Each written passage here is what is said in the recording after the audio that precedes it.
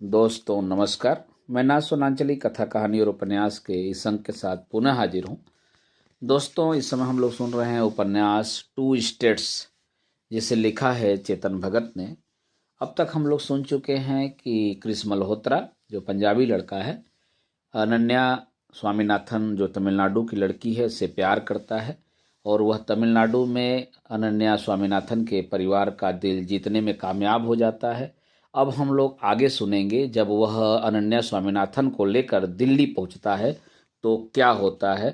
तो आइए सुनते हैं इस उपन्यास के 42वें भाग का वाचन मेरे अर्थात नाज सोनांचली के स्वर में। मेरी बाँह छोड़ो, मैंने कहा। क्यों? अनन्या ने पूछा। मुझे सामने माँ नज़र आ रही हैं। माँ अराइवल्स एरिया में मेरा इंतज़ार कर रही थीं। वे उन 10,000 ड्राइवरों के बीच खड़ी थीं जो लगभग हर पंजाबी नाम की तख्ती लिए खड़े थे। अब यहाँ कहीं भी वेंकट या रामास्वामी नज़र नहीं आ रहे थे। हर तरफ केवल अरोड़ा और खन्ना ही थे। जब लोग चेन्नई हवाई अड्डे पर लैंड करते हैं तो एक दूसरे को देखकर मुस्कुराते हैं और शालीनता के साथ कार पार्किंग की ओर बढ़ चलते हैं।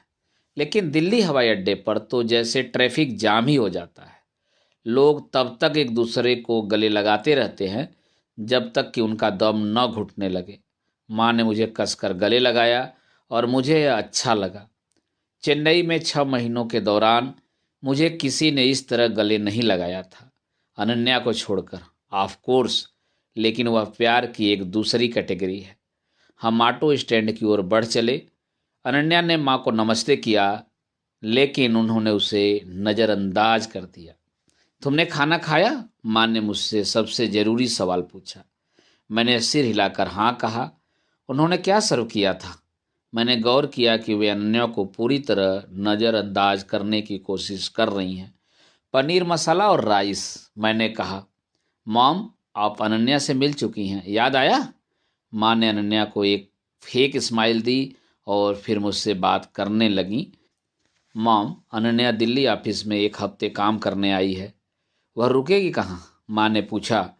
उनकी आवाज़ से झलक रहा था कि वे चिंतित हो रही हैं। कंपनी के गेस्ट हाउस में, अनन्या ने कहा। हाँ, लेकिन वह सोमवार तक ही वहाँ जा पाएगी। मैंने सोचा कि अगर वह वीकेंड के लिए घर पर आती है तो बहुत अच्छा होगा। किसके घर? माँ ने हैरान होते हुए पूछा। हमारे घर और किसके? मैंने कहा। ऑटो स्टैंड पर मैंने ट्रॉली से हमारे बैग्स उतारे। माँ खामोश हो गई। मैंने प्रीपेड स्टैंड पर पैसा चुकाया। हम अपने बैग के साथ ऑटो में ठसाठस बैठ गए। मैं बीच में बैठा था।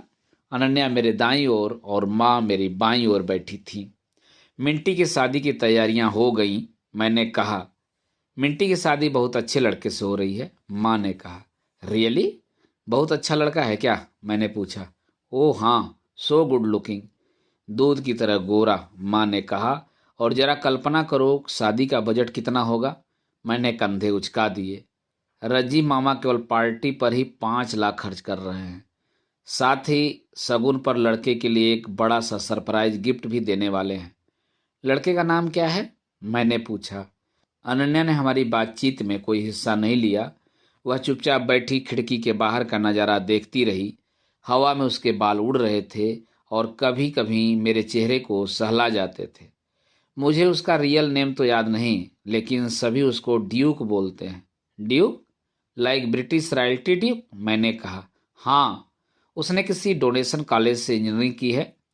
अभी वह स्कॉट सॉफ्टवेयर में काम कर रहा है और उसके पेरेंट तो इतने भले हैं कि बस कुछ न पूछो, माँ ने कहा। वे जितनी बार तुम्हारे मामा जी से मिले उतनी ही बार मेरे लिए कुछ न कुछ लाए। वे ऑलरेडी मुझे 3 साड़ियाँ भेंट कर चुके हैं। अमेजिंग, मैंने कहा। तुम्हें देखना चाहिए कि वे मेरी कितनी इज्जत करते हैं। लड़का हर बार मेरे पैर छूता है। मैंने सिर हिला दिया।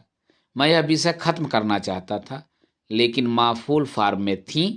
मैंने रज्जी मामा से पूछा कि वे इतना खर्च क्यों कर रहे हैं। पता है उन्होंने क्या जवाब दिया? क्या? मैंने पूछा। उन्होंने कहा, दीदी आजकल अच्छे लड़के मिलते ही कहाँ हैं। तो मैंने कहा, यदि ड्यूक को इतना मिल रहा है तो क्रिस को कितना मिलेगा? मैं चुप रहा। माँ ने अपनी रामायण जारी रखी। उन्होंने कहा, यदि ड्यूक का बजट 5 लाख है तो तुम्हारा बजट तो 10 लाख होना चाहिए, गिफ्ट अलग से। मेरी कीमत लगाने के लिए शुक्रिया, मैंने कहा। मैं तो बस इतना ही कह रही थी, माँ ने कहा। अगले 5 मिनट तक हम चुप रहे।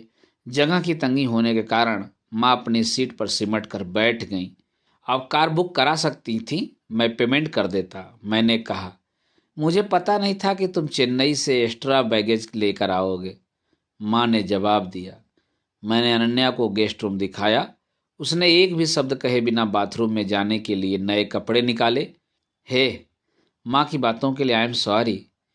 वे जरा बातूनी हैं, लेकिन दिल की भली हैं। मर्डरर्स भी दिल के भले होते हैं। मैंने सोचा था कि तुमने उन्हें मेरे यहाँ आने के बारे में बता दिया होगा। मैं उन्हें सरप्राइज देना चाहता था, मैंने कहा। फक ऑफ, अनन्या ने मुझे कमरे से बाहर धकेलते हुए कहा। मेरे पिता एक बिजनेसमैन मीटिंग के सिलसिले में कहीं बाहर गए थे। आर्मी छोड़ने के बाद से वे कई अलग अलग कामों में हाथ आजमाते रहे थे। इन्हीं में प्रॉपर्टी डीलरशिप, सिक्योरिटी एजेंसी और फ्रेट फॉरवर्डिंग एजेंसी का काम भी शामिल था, लेकिन कोई भी कारगर साबित न हुआ।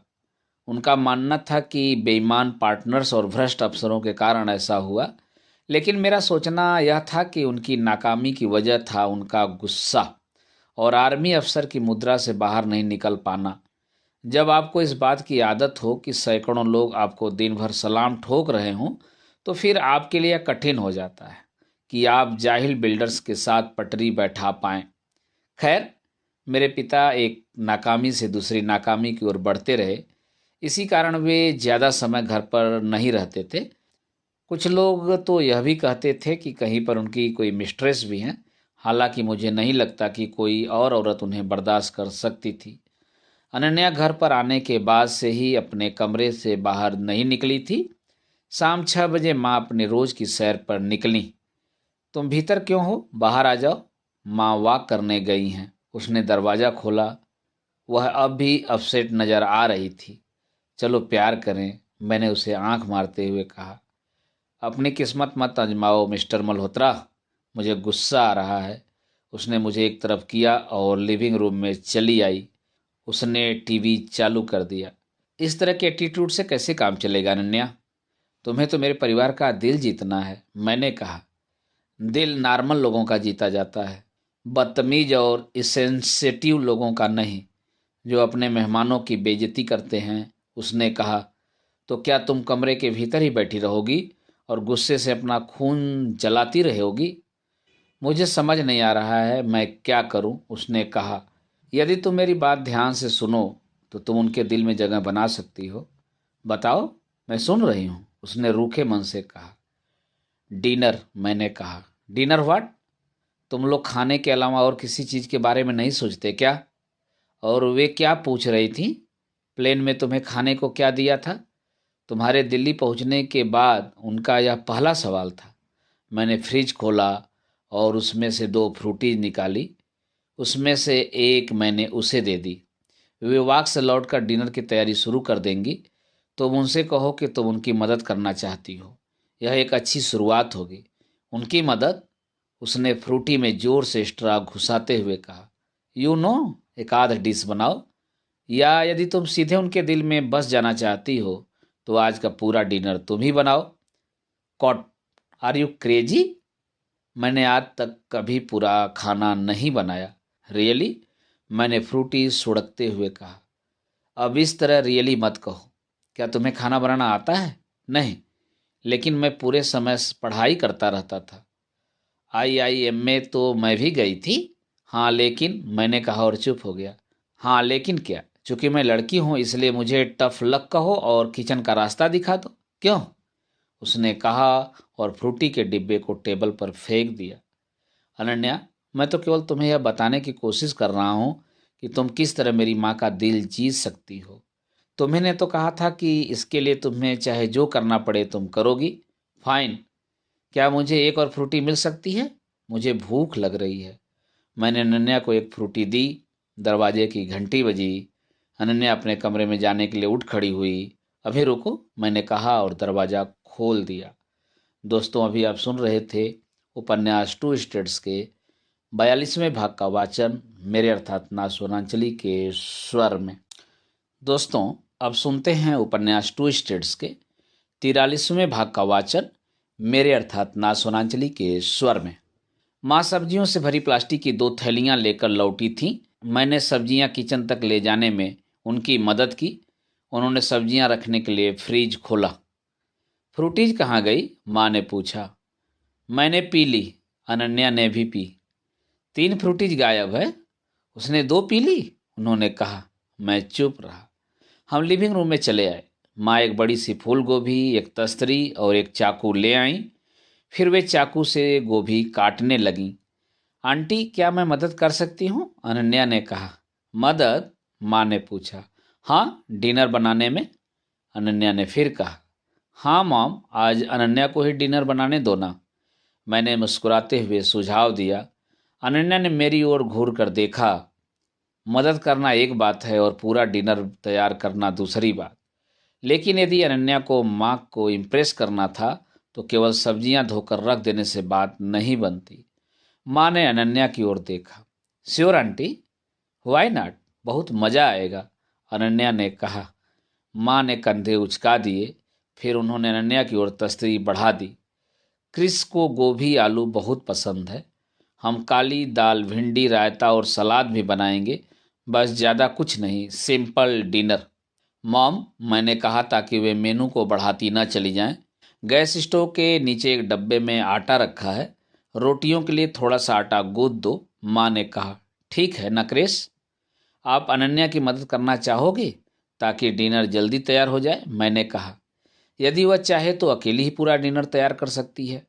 वैसे भी मुझे अभी ज़्यादा भूख नहीं लग रही है। समय लगता है तो लगने दो, माँ ने कहा और टीवी चालू कर दिया। अनन्या ने अपनी गोद में गोभी को ऐसे रखा जैसे वह कोई नवजात शिशु हो। वह उसे बहुत सफाई से नहीं काट पा रही थी। वह गोभी के फूलों को एक एक कर काट रही थी और चाकू का इस्तेमाल किसी आरी की तरह कर रही थी। माँ खीखी कर हंस पड़ी। मैंने उन्हें एक डर्टी लुक दी। मेरा सिर दुख रहा है, मैं तो अपने कमरे में जाकर आराम करूंगी। जब डिनर बन जाए तो मुझे बुला लेना, माँ ने कहा और वहाँ से चली गईं। अनन्या, तुम्हें मदद चाहिए? मैंने पूछा। लीव मी एलोन, अनन्या ने गोभी से नज़रें उठाए बिना कहा। अपने अंगूठे का इस्तेमाल कर काटो, इस तरह, मैंने कहा और उसे अपने हाथ से इशारा कर सब्जी काटने का सही तरीका बताया। अनन्या ने कोशिश की। 2 फूल काटने के बाद उसने अपना हाथ काट लिया। आउच, वह चिल्लाई। क्या हुआ? कुछ नहीं, उसने एक सिसकी भरते हुए कहा। तुम जाओ और अपनी माँ के साथ आराम करो। तुम्हें खून आ रहा है, मैंने कहा। You are hurt? It's okay, मैंने कहा था ना कि मुझे जो भी करना है करूँगी। फिर थोड़ा खून क्या चीज़ है? इस कट में मेरी माँ की कोई गलती नहीं है, मैंने कहा। शट अप और मुझे एक बैंडेज ला कर दो। और हाँ, फ्रिज से भिंडी भी लेते आना, उसने कहा। 1 घंटे बाद हम अलग अलग डिशेस के लिए गोभी, भिंडी, प्याज, अदरक, टमाटर, खीरा और हरी मिर्चें काट चुके थे। अगर हम कभी खुद खाना नहीं बनाए तो हमें कभी पता ही न चले कि हमारी माएँ रोज़ खाना बनाने में कितनी मेहनत करती हैं। हम किचन में गए। मैंने एक बाउल में आटा निकाला। मुझे आटा गूँथना नहीं आता, उसने कहा। कोई बात नहीं, मैंने अपनी माँ को आटा गूँथते हुए देखा है, मैं कोशिश करता हूँ, मैंने कहा और बंडल में पानी डाल दिया। और प्याज को फ्राई भी कर दो इसमें, अनन्या ने बर्तनों की अलमारी से एक कढ़ाई निकालते हुए कहा। ठीक है, मैंने कहा और गैस जला दी। मैंने मसालों का डिब्बा खोला, लेकिन अनन्या को पता नहीं था कि इन मसालों का क्या उपयोग किया जाए। हर पंजाबी डिश में पड़ने वाले 5 नियमित मसालों को हमेशा याद रखो। नमक, हल्दी, लाल मिर्च, पिसा धनिया और गरम मसाला, मैंने कहा। अनन्या सब्जी पकाती रही जबकि मैं आटा गूँथने की कोशिश करता रहा। पानी ज़्यादा हो जाने के कारण मुझे 2 बार फिर से आटा लेना पड़ा। तभी किचन में धुआं उठने लगा। हम दोनों खांसने लगे। तुमने क्या किया? मैंने पूछा। पता नहीं, अनन्या ने खांसते हुए कहा। माँ किचन में चली आई। ये तुम क्या कर रही हो? वे दौड़कर स्टोव के पास पहुंची और उसकी आंच मध्यम कर दी। इतनी आंच पर भला कौन पकाता है? देखो मसाले जल गए हैं।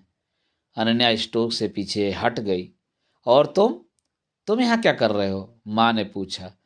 मैं तो बस कुछ जलने की बू सूंघ कर यहाँ आया था, मैंने कहा। और तुम्हारे हाथ अपने आप आटे से सन गए। उन्होंने गीले आटे में लथपथ मेरे हाथों अंगुलियों की ओर इशारा करते हुए कहा। मैं चुप रहा।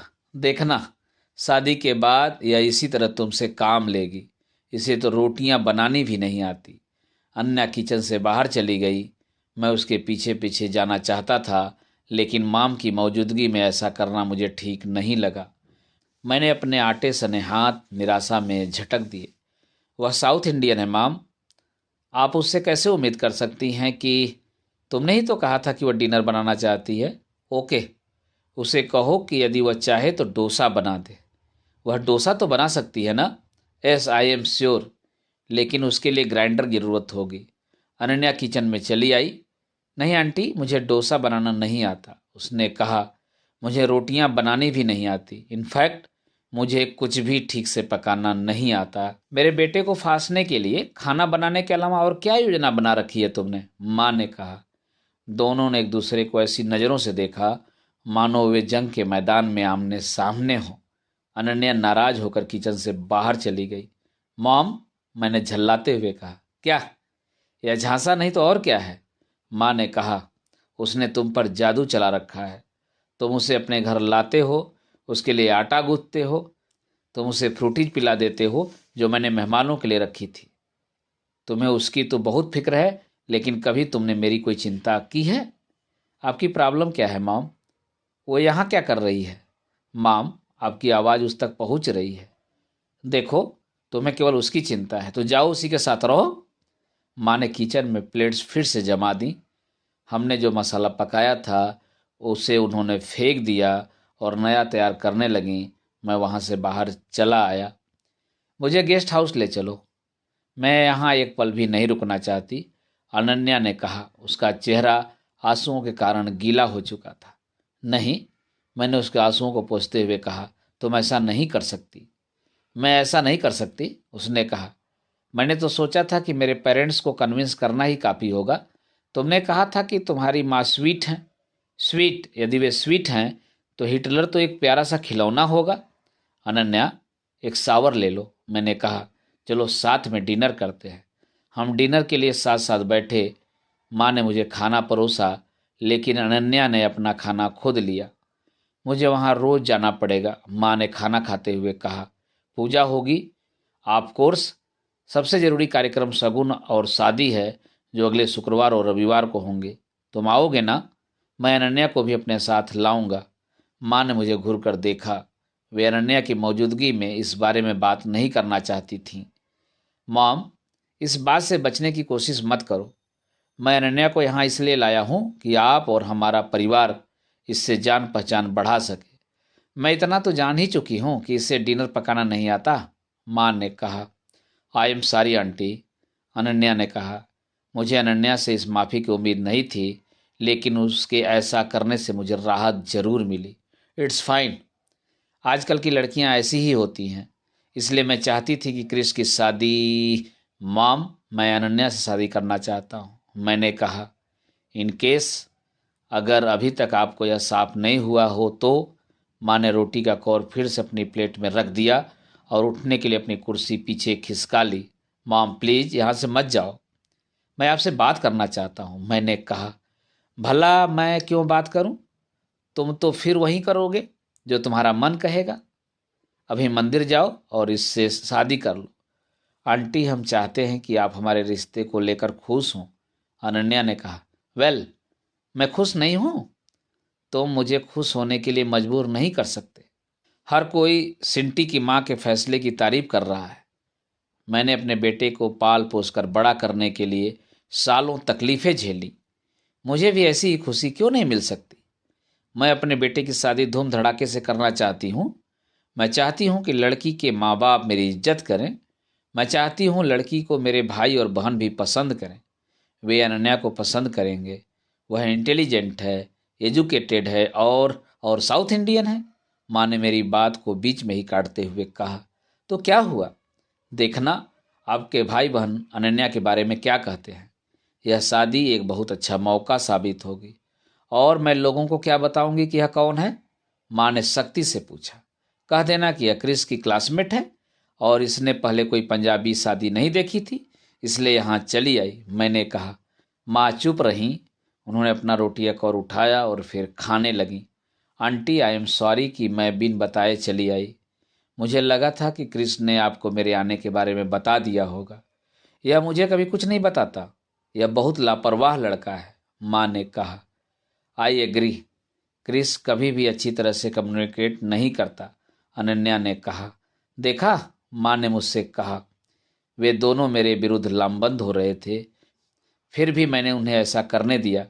मैं चाहता था कि वे एक दूसरे से सहमत हों, फिर चाहे वह कोई भी विषय हो।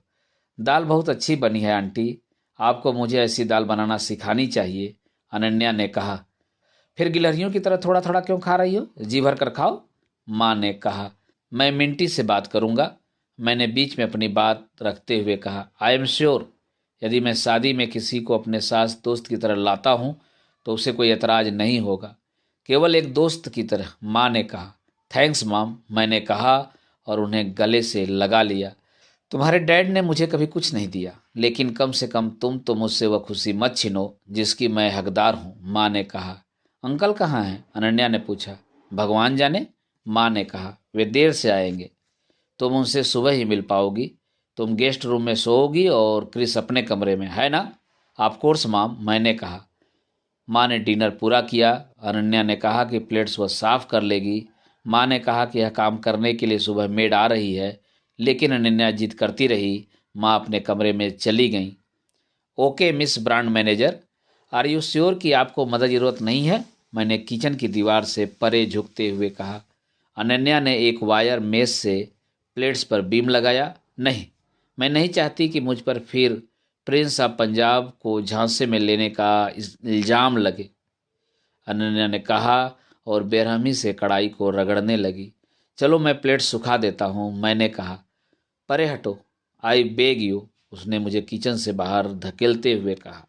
दोस्तों, अभी आप सुन रहे थे उपन्यास टू स्टेट्स के 43वें भाग का वाचन मेरे अर्थात ना सोनांचली के स्वर में।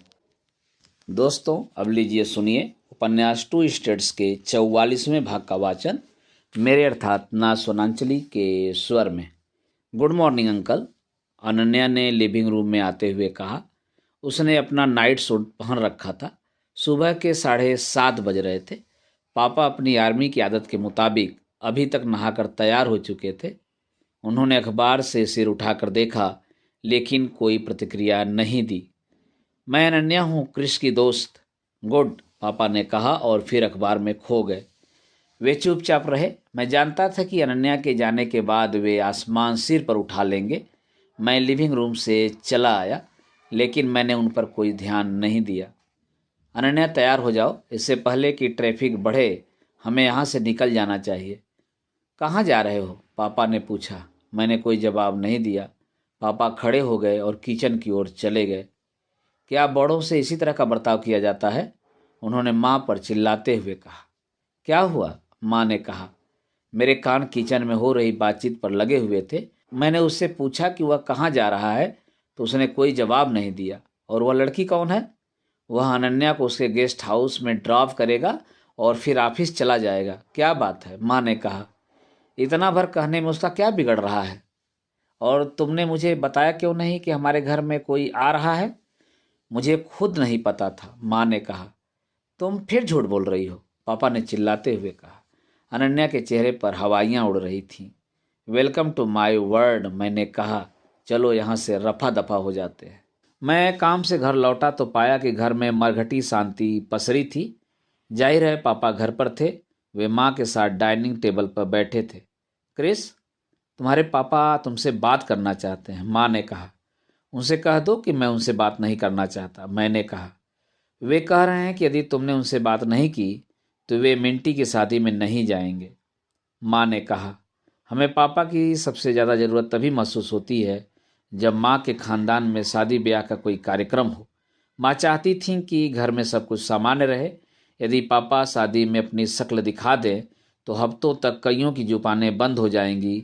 मेरे सामने कोई और विकल्प नहीं था। मैं उनके पास जाकर बैठ गया। तो अब आप ब्लैकमेल पर आमादा हो गए। कहिए, क्या कहना चाहते हैं मुझसे? मैंने कहा, यह ब्लैकमेल नहीं है।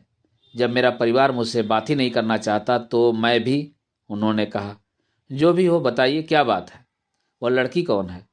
अनन्या स्वामीनाथन। तुम उसे कैसे जानते हो? वह कॉलेज में मेरी क्लासमेट थी और अब मेरी गर्लफ्रेंड है। देखा कविता, पापा ने कहा, और तुम कह रही थी कि वे दोनों केवल दोस्त हैं। मुझसे बात कीजिए। आप हर बात के लिए माँ को भला बुरा क्यों कहते हैं?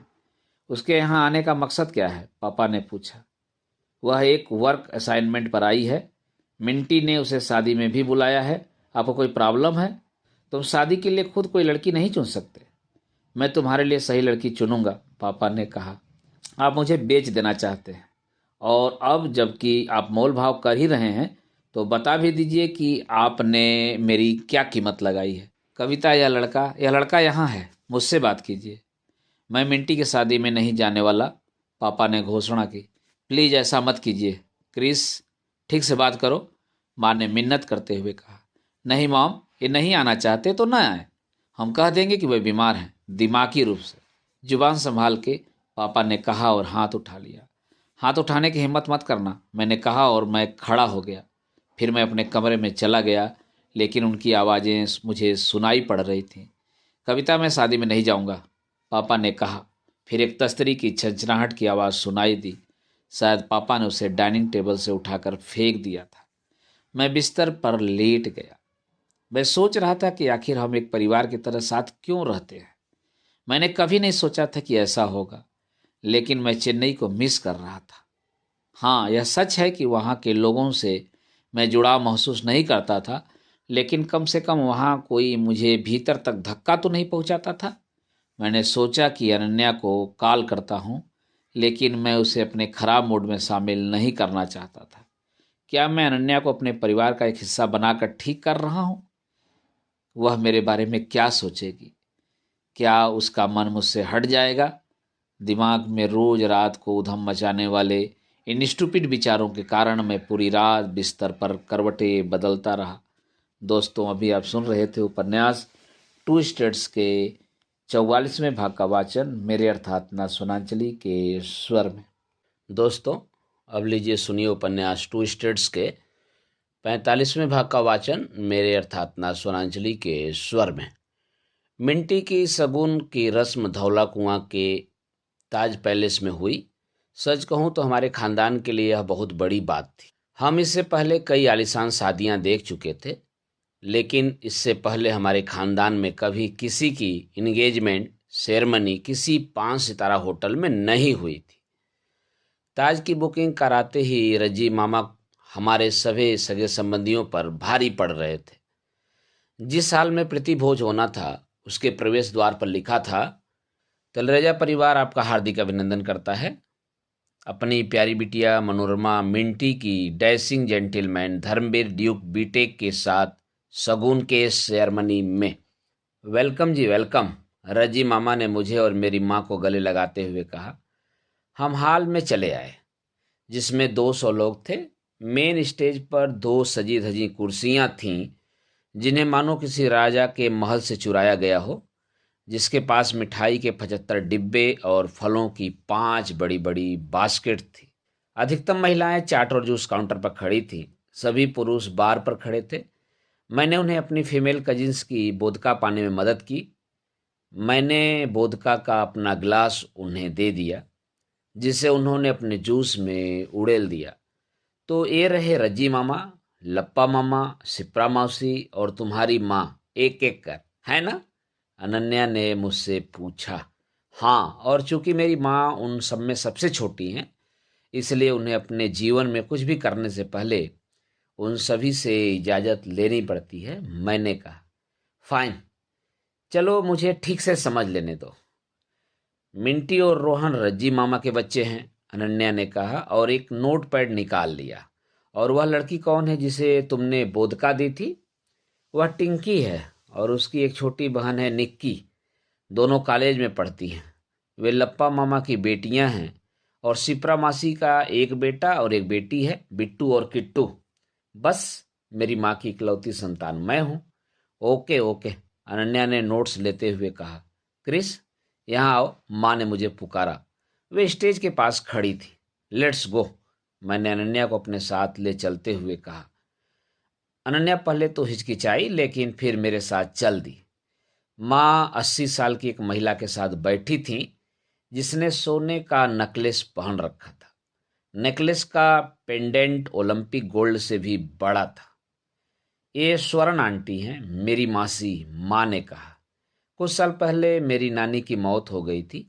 स्वर्ण आंटी हमारे परिवार की सबसे बुजुर्ग महिला थी और शादी ब्याह जैसे मांगलिक अवसरों पर उन्हें सभी को आशीर्वाद देने के लिए लाया जाता था। मैं उनके पैर छूने को झुका। मैंने अनन्या को भी इशारा किया, उसने भी मेरे साथ उनके पैर छुए। कविता, तेरी नूंह है। स्वर्ण आंटी ने पंजाबी माँ से कुछ पूछा। क्या वह लड़की तुम्हारी बहू है? माँ ने उन्हें समझाया कि वह मेरी फ्रेंड है। फ्रेंड क्या होता है? स्वर्ण आंटी ने मुझसे पूछा।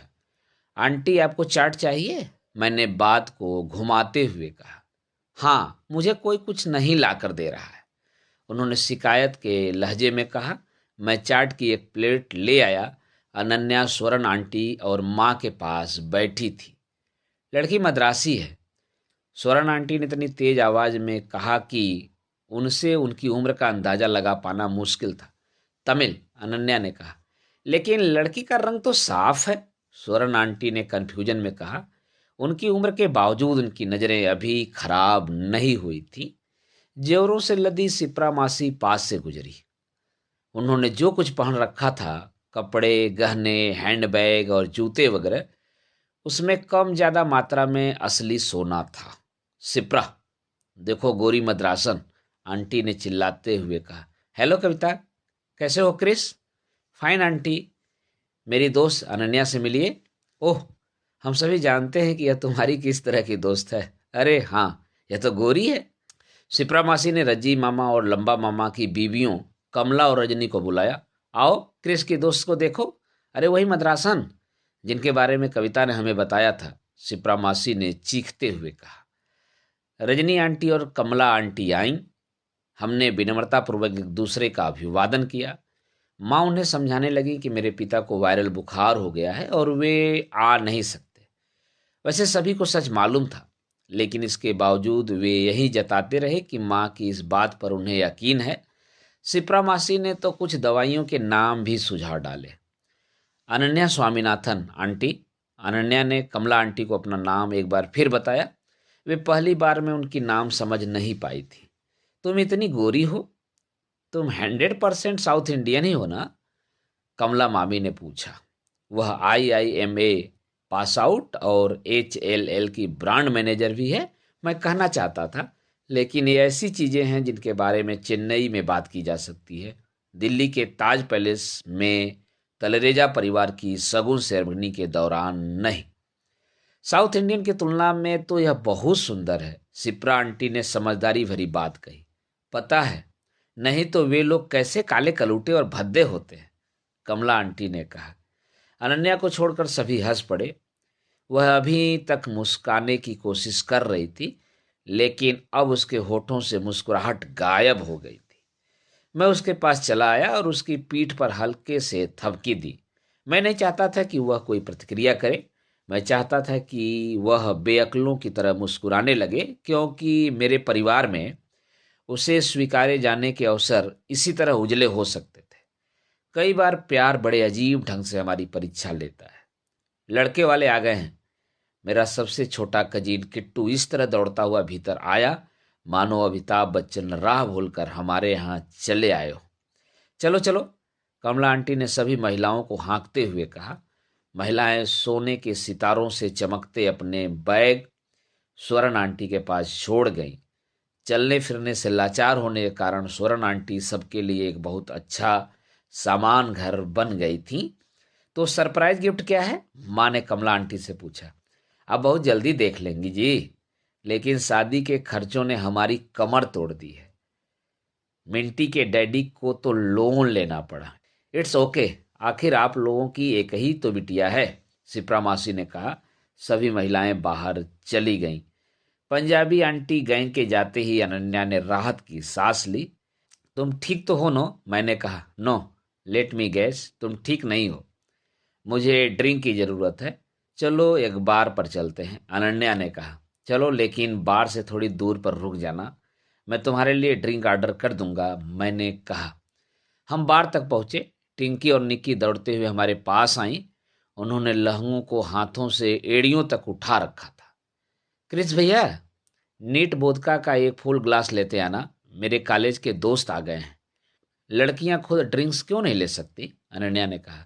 टिक्की और निंकी ने हैरत से अनन्या की ओर देखा। 19 और 17 साल की ये लड़कियां अपने डिजाइनर कपड़ों में कुछ ज्यादा ही लदी फदी लग रही थी। टिक्की, निंकी, ये अनन्या है, मैंने कहा। अच्छा, तो वो तुम ही हो? टिंकी ने कहा। वो यानी कौन? मैंने पूछा। ये आपकी गर्लफ्रेंड है ना क्रिस भैया? निक्की ने कहा। मैंने कोई जवाब नहीं दिया। अब शर्मा रहे हैं? टिंकी ने कहा। अनन्या की ओर मुड़ी। मुझे आपकी ईयररिंग्स बहुत अच्छी लग रही हैं। ये आपको कहाँ से मिली? कोयम्बटूर, अनन्या ने कहा। ये कहाँ है? टिंकी ने पूछा। तमिलनाडु में। मैं भी तो वहीं की हूँ, अनन्या ने कहा। स्टूपिड, तुमने ज्योग्राफी की पढ़ाई नहीं की है क्या? निक्की ने अपनी बहन को झिड़कते हुए कहा। फिर वह मेरी ओर मुड़ी। आपकी गर्लफ्रेंड बहुत सुंदर है और उनकी साड़ी भी बहुत अच्छी है। थैंक्स, अनन्या ने कहा। तुम दोनों भी बहुत अच्छी लग रही हो। मैं चाहती हूँ कि मेरे पास भी तुम्हारे जैसा लहंगा हो। मैंने बार से एक पूरा गिलास भरकर वोदका ली और उसे 3 गिलासों में उड़ेल दिया। फिर मैंने उसमें साइट मिला दी और लड़कियों के लिए ले आया। मैं ड्रिंक नहीं करती, मैंने तो केवल बाद में डीजे के लिए मांगी थी, टिंकी ने सफाई देते हुए कहा। वैसे मैं अब 18 साल की हो चुकी हूँ।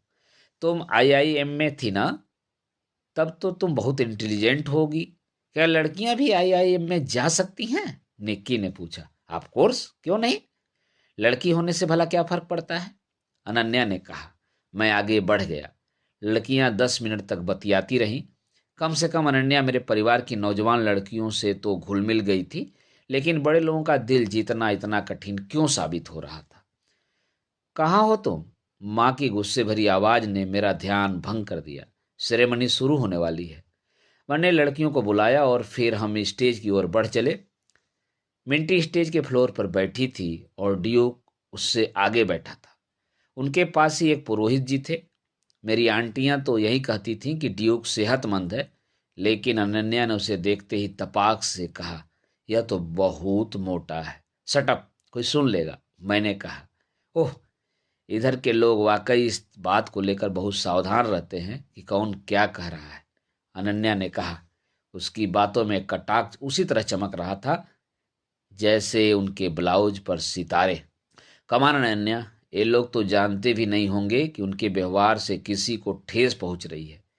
जैसे जैसे तुम उन्हें समझने लगोगी, तुम उन्हें पसंद करने लगोगी। प्लीज, मुझे तो तुम्हारी कजिन बहुत अच्छी लगी, मैं उन्हीं के साथ रहती हूँ, अनन्या ने कहा। वोदका के कारण उसके बोलने का लहजा थोड़ा बदल गया था। हमको भी अच्छी लगती हैं, निक्की और टिंकी ने अनन्या से लिपटते हुए अपनी ओर से यह भी सबूत दे दिया कि वे उसे पसंद करती हैं। लड़कों की तरह लड़कियां भी अल्कोहल के बाद ज्यादा मैत्रीपूर्ण हो जाती हैं। डियो का किनन दूध की तरह गोरा था। उसके गोल मटोल शरीर और गोरे रंग के कारण उसे देखकर लगता था जैसे बड़ा हो जाने के बाद भी उसकी परवरिश केवल सिरेलक पर ही हो रही हो। उसने चमकीला मरून कुर्ता पहना था। शायद उसका कुर्ता उसी कपड़े से बना था जिससे अनन्या की माँ की कोई एक साड़ी बनी होगी। धत, मैं यहाँ भी अनन्या की माँ को याद कर रहा था। फोकस, मैंने खुद से कहा। मिंटी ने ऑरेंज कलर का लहंगा पहना था जो स्वारोक्की मोतियों और ऐसे ही महंगे लाल जवाहरों से सजा था। माँ कह रही थी कि अकेला यह लहंगा ही 20,000 रुपए का था, जबकि शादी का जोड़ा तो 30,000 का था। मेरे दिमाग ने एक उथल पुथल सा हिसाब लगाया कि शादी का 10% खर्च तो अकेले दुल्हन के कपड़ों पर ही हो गया। पुरोहित ने मंत्रों का जाप शुरू कर दिया। मिंटी ने अपनी कजिन्स की ओर इशारा करके पूछा कि वह कैसी लग रही है। निक्की ने अंगूठे और तर्जनी को मिलाते हुए इशारा किया कि वह बहुत खूबसूरत लग रही है। फिर निक्की ने अपने माथे पर अंगुली रखकर इशारा किया कि मिंटी को बिंदी ठीक करने की जरूरत है। मिंटी उसके इंस्ट्रक्शन का पालन करते हुए अपनी बिंदी ठीक करने लगी, जबकि उसके दाएं हाथ पर पुरोहित जी एक धागा बांध रहे थे। इससे मुझे महिलाओं के बारे में 3 बातें पता चली। एक, वे हमेशा यह ध्यान रखती हैं कि वे कैसी लग रही हैं। दो, वे चाहे जैसे भी हों इंस्ट्रक्शन देकर एक दूसरे की मदद करती हैं। और तीसरी, वे एक साथ कई काम कर सकती हैं। जाहिर है, मैं सेरेमनी पर ध्यान केंद्रित नहीं कर पा रहा था। मैं यही सोच रहा था कि आखिर मेरा परिवार अनन्या को कैसे पसंद करने लगे। ड्यूक ने अपने कुर्ते की जेब से इंगेजमेंट रिंग निकाली। उसने कैमरों के सामने रिंग दिखाई।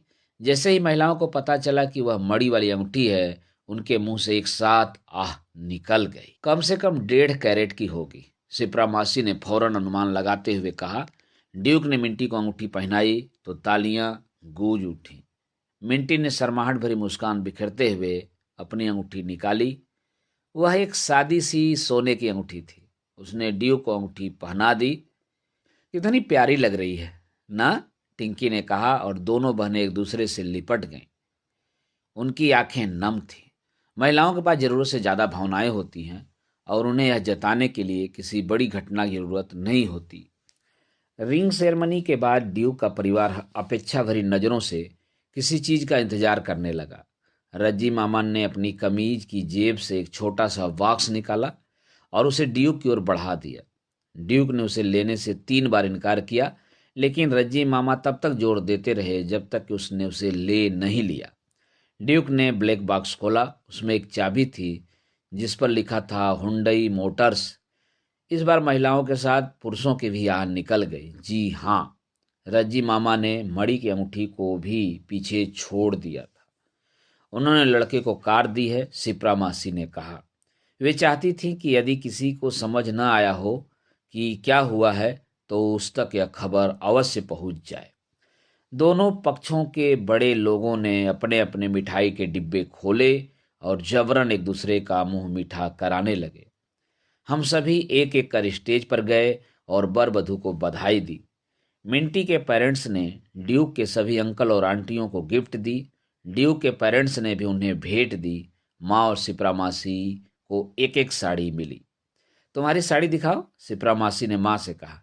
गनीमत है कि दोनों को एक जैसी ही साड़ियाँ मिली थीं। ड्यूक के पेरेंट्स पर भेदभाव का आरोप नहीं लगाया जा सकता था। सभी ने रज्जी मामा के मास्टर स्ट्रोक गिफ्ट के लिए उनकी सराहना की। वे फूल कर कुप्पा हो गए। अंकल, डीजे चालू करो, निक्की ने रज्जी मामा से कहा। रज्जी मामा ने डांस फ्लोर की ओर इशारा किया। राजौरी गार्डन का डीजे पुसी कैट्स इस लम्हे के लिए घंटों से इंतजार कर रहा था। डीजे में 2 मोटाए लड़के शामिल थे। उन्होंने ढोल बिट्स से शुरुआत की। सभी नौजवान कजिन्स डांस फ्लोर पर चले गए। अंकल्स को अभी वहां तक पहुंचने के लिए कुछ और फेस और आंटियों को अपने बच्चों की कुछ और मनुहार की दरकार थी। उन्होंने लड़के को कार दी है, अनन्या ने साग्ड आवाज में कहा। निक्की उसे डांस फ्लोर पर ले जाने के लिए खींच रही थी। हाँ, सिल्वर सेंट्रो, निक्की ने कहा। आओ ना दीदी। अनन्या लड़कियों के साथ चली गई। अपने सालों की भरतनाट्यम की ट्रेनिंग के कारण वह डांस फ्लोर पर बेस्ट परफॉर्मर साबित हुई। उसने पंजाबी स्टेप्स बहुत जल्दी सीख ली और मेरी कजिन्स को कुछ इम्प्रोवाइज्ड स्टेप्स भी सिखाई। वह अपनी गहरी कांजीवरम साड़ी में बहुत खूबसूरत लग रही थी। किसी इडियट की तरह मुझे उससे एक बार फिर प्यार हो गया। तुमने खाना खाया? माँ ने मेरे पास आकर पूछा। नहीं, मैंने अपनी आंखों को फ्लोर से बड़ी मुश्किल से हटाते हुए कहा। तो जल्दी खा लो, नहीं तो हमें घर जाने के लिए ऑटो नहीं मिलेगा, माँ ने कहा। हम जल्दी ही एक कार खरीद लेंगे, मैंने कहा। जैसे कि तुम्हारे पापा हमें खरीदने देंगे। एनीवे, हमें कार खरीदने की क्या ज़रूरत है? कमला कह रही थी कि तुम्हारी शादी होने तक हमें कोई भी बड़ी खरीदारी नहीं करनी चाहिए। हमने डुप्लीकेट्स आइटम नहीं चाहिए। मॉम, मैंने विरोध जताते हुए कहा। जल्दी करो, पनीर खत्म हो जाएगा। और अपनी दोस्त से भी कह दो कि वह भी कुछ खा ले। मैंने अनन्या को इशारा किया कि वह आकर मेरे साथ कुछ खा ले। मेरे साथ बफे तक जाने में वह हाँफने लगी। मैंने अपनी प्लेट में काली दाल, शाही पनीर और रोटियां ली। अनन्या ने पीली दाल और चावल लिया। बस इतना ही? मुझे इस सब में बस इतना ही भाता है, उसने कहा। बाहर से हो हल्ले की आवाज़ आने लगी। ड्यूक और उसके दोस्त बारटेंडर से लड़ रहे थे। क्या हुआ? मैंने पूछा। वे लोग बड़े शो नहीं बना रहे हैं। इस बात पर ड्यूक के दोस्तों का उनसे झगड़ा हो गया, एक व्यक्ति ने मुझे बताया। रजी मामा ने बीच बचाव किया। होटल स्टाफ ने भाप लिया कि विस्की खत्म हो सकती है, इसलिए वे छोटे शो बना रहे हैं। रजी मामा ने नोटों की एक गड्डी निकालते हुए होटल स्टाफ को दी। विस्की लाने के लिए एक वेटर को दिल्ली बॉर्डर तक भेजा गया। जैसा कि हमेशा होता है, पैसे की चमक देखते हुए सब कुछ शांत हो गया और लोग पहले की तरह जश्न मनाने लगे। यह शादी है, अनन्या ने कहा। आपको सभी शादियां ऐसी ही होती हैं। क्या तुम्हारे यहाँ ऐसी शादियां नहीं होती? मैंने पूछा। शर्त लगा लो, अनन्या ने कहा। हमने रज्जी मामा और कमला आंटी को अलविदा कहा। जब मैं माँ और अनन्या के साथ वहाँ से बाहर निकल रहा था, तभी सिब्रा मासी ने हमें पुकारा। जी आंटी, मैं उनके पास जाते हुए कहा। याद रखना कि तुम हमारे परिवार के गौरव हो। कोई भी बेवकूफ़ी भरा कदम मत उठाना। इन मद्रासियों ने तुम्हें फंसाने के लिए जाल बिछाया है। गुड नाइट आंटी, मैंने कहा। देखो, मैं तो तुम्हारे भले के लिए कह रही हूँ। तुम्हारी माँ को बहुत तकलीफ़ें झेलनी पड़ी हैं, अब उसे खुशी दो। तुम्हें ऐसी लड़कियाँ मिल सकती हैं जो तुम्हारा घर तोहफों से भर देंगी। मैं नीचे झुक गया। जब आपके नाते रिश्तेदारों पर कोई और जुगत कारगर साबित नहीं होती, तो यही किया जा सकता है कि उनके चरण छू लिया जाए। शिप्रा मासी क्या कह रही थी? अनन्या ने मुझसे पूछा। वे कह रही थी कि इस बात का ध्यान रखूं कि अनन्या ठीक से अपने घर पहुंच जाए। मैंने एक ऑटो रोकते हुए कहा। दोस्तों, अभी आप सुन रहे थे उपन्यास टू स्टेट्स के 45वें भाग का वाचन मेरे अर्थात ना सुनांचली के स्वर में। दोस्तों, अब लीजिए सुनिए टू स्टेट्स उपन्यास के 46वें भाग का वाचन मेरे अर्थात ना सोनांचली के स्वर में। मैं बसंत विहार में अनन्या से पंजाबी वाय नेचर में मिला। अनन्या की मौजूदा मानसिक स्थिति को देखते हुए मुझे इससे बेहतर नाम वाली किसी जगह की तलाश करनी चाहिए थी। बहरहाल, यह जगह बहुत आरामदेह थी और यहाँ खाना भी बहुत अच्छा मिलता था। मुझे समझ नहीं आता कि इसमें क्या तुक है कि मैं इस फैमिली इवेंट्स को अटेंड करूं। मुझे वहाँ बड़ा अजीब लगता है, अनन्या ने शुरू करते हुए कहा। बस एक और सेरेमनी है, एक्चुअली वेडिंग। चिंता मत करो, कल जब मेरी आंटियाँ तुमसे मिलेंगी तो वे तुमसे पहले की तुलना में ज़्यादा परिचित होकर मिलेंगी। एक बार मेरी माँ ने उन्हें कबूल करते हुए देख लिया तो उन्हें भी देर सवेर करनी ही पड़ेगी। मुझे तो लगता है कि वे किसी की रजामंदी से ज़्यादा एक कार की चाबियों का गुच्छा चाहती हैं। अनन्या ने कहा। नहीं, मेरी माँ ऐसा नहीं है। वे कार नहीं चाहती। वे चाहती हैं कि उनके भाई बहन इस बात की सराहना करें कि उन्होंने कार पाने में कामयाबी हासिल की। बात समझी? नहीं, अनन्या ने सिर हिलाते हुए कहा। वेटर ऑर्डर लेने आया। हमने एक पराठा मंगवाया। पराठे में इतना मक्खन था कि वह किसी के भी हार्ट को फौरन फेल कर देने के लिए काफ़ी था। हमने अपने अगले कदम के बारे में सोचते हुए खाना खाया। सर, क्या आप वोदका के साथ हमारे गोलगप्पे आजमाना चाहेंगे? वेटर ने पूछा। क्या? अनन्या ने कहा। नो थैंक्स, मैंने वेटर से कहा और फिर अनन्या से मुखातिब हुआ। यह एक गिमिक है, भरोसा करो, पंजाबी ऐसा अक्सर नहीं करते। मैं 2 दिन बाद चेन्नई जा रही हूँ, अनन्या ने कहा। जानता हूँ, लेकिन मैं माँ से बात करूँगा। ज़रूरत हुई तो शादी के बाद अपने अंकल से भी। मैं इस मामले को अब पक्का कर देना चाहता हूँ, मैंने कहा। और तुम्हारे डैड के बारे में? अनन्या ने पूछा। वे कभी राजी नहीं होंगे। हमें उनके बिना ही शादी करनी पड़ेगी। क्या माँ के पक्ष के लोग काफ़ी नहीं हैं? वे तो ज़रूरत से ज़्यादा हैं। उनका हर इंसान मेरे 10 सगे संबंधियों से भी ज़्यादा बोलता है। फिर भी अनन्या, ज़िंदगी में हम हर चीज़ नहीं पा सकते। तुम्हारे पेरेंट्स, मेरी माँ, उनके संबंधी, हमारे पास अच्छी खासी मात्रा में आशीर्वाद होगा। पापा की ज़रूरत ही नहीं होगी। फिर भी तुम्हें उनसे बात करनी चाहिए, वे तुम्हारे पिता हैं, अनन्या ने कहा। खाना अच्छा है ना? मैंने अपने पराठे पर मक्खन लगाते हुए कहा। दोस्तों, अभी आप सुन रहे थे उपन्यास टू स्टेट्स के 46वें भाग का वाचन। धन्यवाद।